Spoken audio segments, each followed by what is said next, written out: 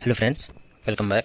तो आज हम जेनेटिक्स के कुछ क्वेश्चंस को देखने के लिए जा रहे हैं। इसमें देखिए, जेनेटिक्स जो हमारा नीट के पॉइंट ऑफ व्यू से बहुत ही ज़्यादा इंपॉर्टेंट है। इसमें से बहुत सारे क्वेश्चंस आते हैं, देखते हैं। और पिछले बार भी आ चुके थे और इस बार भी आने की संभावना है, जो क्वेश्चन हमने चूज़ किए हैं। तो चलिए बिना किसी देरी के अपने फर्स्ट क्वेश्चन की तरफ बढ़ते हैं। अपना फर्स्ट क्वेश्चन है, the tendency of an offspring to resemble its parent is known as. Option A है वेरिएशन, ऑप्शन बी है हेरिडिटी, एंड ऑप्शन सी है रिजेंबलेंस, एंड ऑप्शन डी है इनहेरिटेंस। यहाँ पर ऑप्शन नंबर हमारा B सही होगा, बिकॉज हमारा जो हेरिडिटी की डिफिनेशन जो एनसीईआरटी में दी हुई है, इसकी definition, heredity is a defined as a transmission of character or trait from parent to offspring or progeny. ये जो कैरेक्टर पेरेंट टू प्रोजेनी जो ट्रांसमिटेड होते हैं उनको डिफाइन करता है।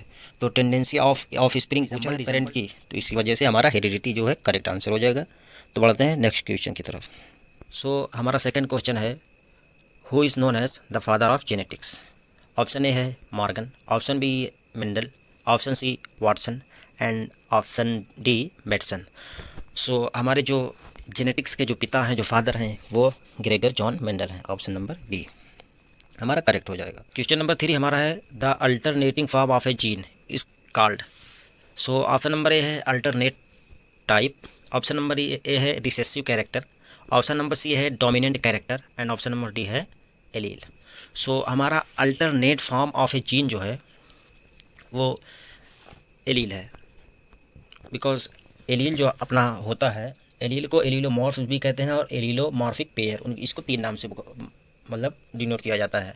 और allele 2 or more alternating form of a gene present at the same loci of homologous chromosomes and controlling the same character are called as allele or allelomorph or allelomorphic pairs. हमारा allele correct answer हो जाएगा। हमारा question number 4 है, the genotypic ratio of a monohybrid cross is. Option A है 1:2:1, option B 3:1, option C 2:1:1, and option D 9:3:3:1। सबसे पहले हम genotype की बात करते हैं। What is genotype? Genotype is a genetic constitution of an organism with respect to a single character or set of characters like capital T, capital T, capital T, small T, and small T, small T. और जो हमारा phenotype होता है वो external appearance को cover करता है, इसे टॉलनेस, डॉर्फनेस। हमारा मोनोहाइब्रिड क्रॉस में जो जीनोटिपिक रेशियो मोनोहाइब्रिड क्रॉस में आता है 1:2:1 आता है, बिकॉज हम पीनट स्क्वायर बना के इसको समझ भी सकते हैं। लाइक हमारे मोनोहाइब्रिड क्रॉस में जो प्रोजेनी होते हैं वो capital T, small T, capital T, small T. यहाँ पर capital T, capital T, capital T, small T, capital T, small T, and small T, small T. हमारा यहाँ पर जो प्लांट है, ये भी टॉल है, ये भी टॉल है, ये भी टॉल है, बट ये जेनेटिक कॉन्स्टिट्यूशन को देखता है, तो ये दोनों हमारी जो हैं वो हाइब्रिड हैं। बाकी ये जो हमारा है वो प्योर है और ये प्योर लाइन है। हमारे वन जो हैं प्योर, हमारे वन जो हैं प्योर टॉल हैं, और 2 जो है हाइब्रिड हैं, और 1 जो है प्योर डार्फ है। हमारा 1:2:1 करेक्ट हो जाएगा। क्वेश्चन नंबर 5 है, the crossing of F1 to any of the parent is known as. Option A test cross, option B back cross, option C F1 cross, option D all of the above.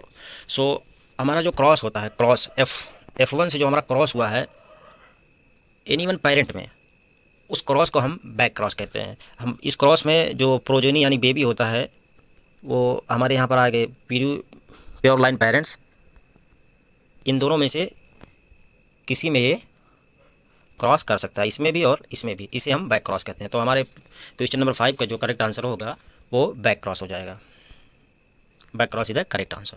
हमारा question number 6 है, which of the following statement is true regarding the law of segregation. Option number A है, law of segregation is law of purity of genes. Option number B है, alleles separate from each other during gametogenesis. Option number C है, segregation of factor due to segregation of chromosome during meiosis, and option number D है all of the above. यहाँ पर जितने भी character law of segregation के option में दिए हुए हैं सभी के सभी राइट हैं, तो इसी वजह से हमारा ऑप्शन नंबर डी करेक्ट हो जाएगा, all of the above. Question number 6 का जो हमारा करेक्ट होगा वो ऑप्शन नंबर डी हमारा करेक्ट हो जाएगा। हमारा क्वेश्चन नंबर 7 है, homozygosity and heterozygosity of an individual can be determine. Option A है बैक क्रॉस, ऑप्शन बी है सेल्फ फर्टिलाइजेशन, ऑप्शन सी है टेस्ट क्रॉस, ऑप्शन डी है all of the above. So homozygosity और heterozygosity को determine करने के लिए जो क्रॉस कराया जाता है वो अपना टेस्ट क्रॉस है, बिकॉज एनसीईआरटी ने साफ लाइन दी हुई है, find out whether tall plant is homozygosity और heterozygosity test cross is performed. So homozygosity और हेटेरोजाइगोसिटी को जानने के लिए, उसको मतलब आइडेंटिफाई करने के लिए टेस्ट क्रॉस जो है परफॉर्म किया जाता है। सो क्वेश्चन नंबर 7 का option number C test cross is the correct answer. Question number 8 हमारा है, an exception to Mendel law is. Option A है इंडिपेंडेंट असॉर्टमेंट, ऑप्शन बी है लिंकेज, ऑप्शन सी है डोमिनेंस, ऑप्शन डी है purity of gametes. So Mendel के जो laws के जो एक्सेप्शन थे वो लिंकेज हमारा है। सो ऑप्शन क्वेश्चन नंबर 8 का option number B is the right answer. Question number 9 है, pea plants were use in Mendel's experiments because. Option A है they were cheap, option B they had contrasting characters, option C they were available easily, option D all of the above. So हमारा correct answer जो होगा option number B, this is a right answer. Because जो pea plant में होते हैं, Pisum P plant की जो scientific name होता है वो पाइसम सटाइवम होता है। सो पाइसम सटाइवम जो हमारे होते हैं उसमें कॉन्ट्रास्टिंग कैरेक्टर होते हैं, इसी वजह से हमारा option number C is the correct answer. Question number 10 है, the smallest unit of genetic material which produces a phenotypic effect on mutation is. Option A है म्यूटेशन, ऑप्शन बी है जीन, ऑप्शन सी है recon and option D है nucleic acid. So हमारा correct answer होगा muton, option number A. Question number 11 है, Mendel's finding were rediscovered by. Option number A है Correns, option B है de Vries, option C है शीचर mark and option D है आल। सबसे पहले तो जो मेंडल ने मतलब जेनेटिक्स का वर्क किया था पाइसम सटाइवम में, सो 19 तक तो उनको अनरिकग्नाइज्ड किया गया, उनको मतलब नज़रअंदाज किया गया, उनको उस तरीके का सम्मान नहीं मिल सका। उसके बाद ये 3 साइंटिस्ट आए, Carl Correns and Hugo de Vries, Tschermak, इन्होंने रीडिस्कवर किया, उनके काम को आगे बढ़ाया। तो हमारा option number 11 is the right answer है। Alleles are, option A alternate form of a gene, option B linked gene, option C chromosome that have crossed over, option D homologous chromosomes. So मैंने आपको allele की जो definition थी वो पहले भी बता दी है, two or more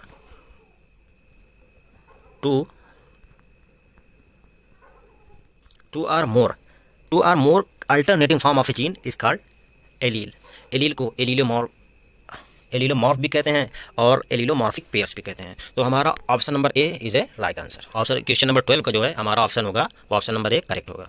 question number 13 है, when the activity of one gene is suppressed by the activity of a non allelic gene it is known as. Option A है स्यूडो डोमिनेंस, ऑप्शन बी है हिपोस्टेसिस, option C है epistasis and option D है incomplete dominance. सो जैसा कि हम सब जानते हैं कि जो जीन्स वन जीन जब एक्टिव होती है और सबसे एक्टिवली जो सप्रेस्ड करती है of a non allylic gene, allylic gene जब नॉन एलिलिक जीन पर जब सप्रेस्ड करेगी तो एपिस्टेसिस की प्रक्रिया होगी। तो हमारा option number C is a right answer, option number C हमारा करेक्ट हो जाएगा। Question number 14, cystic fibrosis is. Option A sex linked recessive disorder, autosomal dominant disorder, option number C autosomal recessive disorder, option number D sex linked dominant disorder. So हमारा correct answer जो होगा वो autosomal recessive disorder होगा, option number C is the right answer. Question number 15 हमारा है, 9:7 इन the F2 generation represents. Option A incomplete dominance, option B codominance, option C epistasis and option D complementary interaction. So हमारा correct answer जो होगा वो option number सी epistasis.